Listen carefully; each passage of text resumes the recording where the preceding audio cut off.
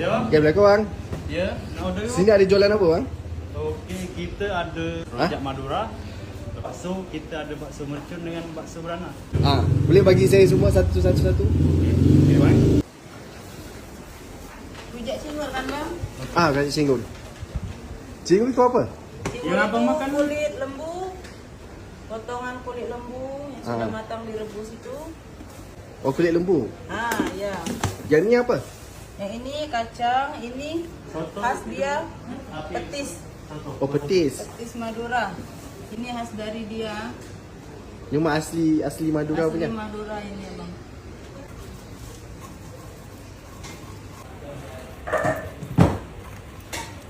Ada sayur-sayur. Sayur rojak biasa atau toge semua. Toge, kangkung, kacang panjang, macam kubis. Terus ada nasi impit. Oh, pakai nasi impit. Ya, kita di sini pakai nasi impit. Cingur tadi abang, potongan kulit lembu.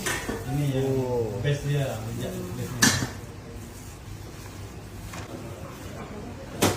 Ini dibagi sohun. Sun. Warna biru-biru macam tu. Iya, warna biru-biru dia.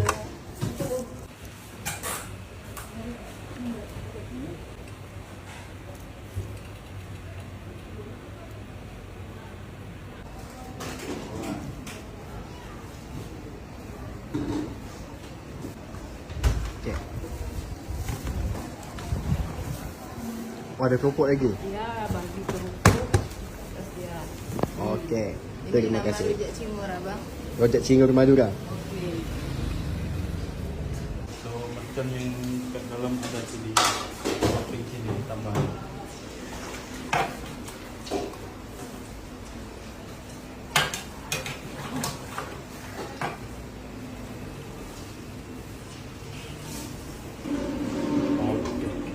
Ini bakso beranaknya bang.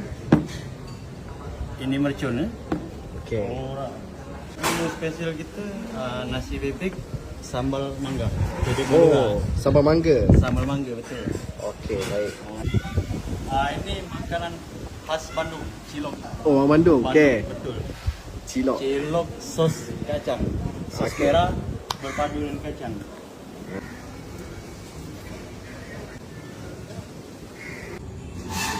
Angkat.